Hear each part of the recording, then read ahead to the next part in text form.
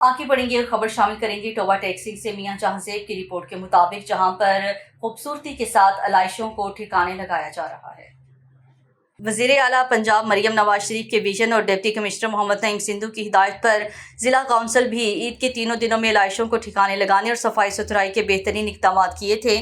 Chief officer ज़िला council मेहर Anwar bag ने बताया है कि ईद के तीनों दिनों में मजमूई तौर पर ज़िला काउंसिल की हदूद में 140 टन अलाइशों को ठिकाने लगाया गया, जिसके लिए ज़िला काउंसिल के अफसरान और अमला ने अहम किरदार अदा किया है।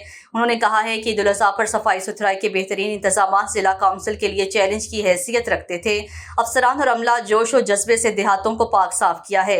ईद उल अज़हा के मौका पर सफाई सुथराई और अलाइशें उठाने के लिए इंतहाई कम शिकायत वसूल हुई, जिनको फौरी हल कर दिया गया। चीफ ऑफिसर ज़िला काउंसिल ने कहा है कि देहातों में अलाइशों को फौरी ठिकाने लगाने पर अफसरान और अमला काबिल तारीफ हैं। फाइनेंस ऑफिसर ज़िला काउंसिल मोहम्मद रऊफ गुज्जर अली रजा ने भी तीनों रोज़ फील्ड में रहकर मेगा प्लान पर अमल दरामद करवाया, जो काबिल तारीफ हैं। याद रहे कि इस बार ज़िला काउंसिल के बेहतरीन सफाई इंतजाम पर शहरियों ने तारीफ करते हुए कहा है कि ज़िला काउंसिल ने देहातों में अलाइशों को फौरी उठाया है, जो काबिल तारीफ है। इस बार तारीखी सफाई सुथराई की गई है। ज़िला काउंसिल को ज़िला को अलाइशों से पाक करने पर मुबारकबाद पेश की।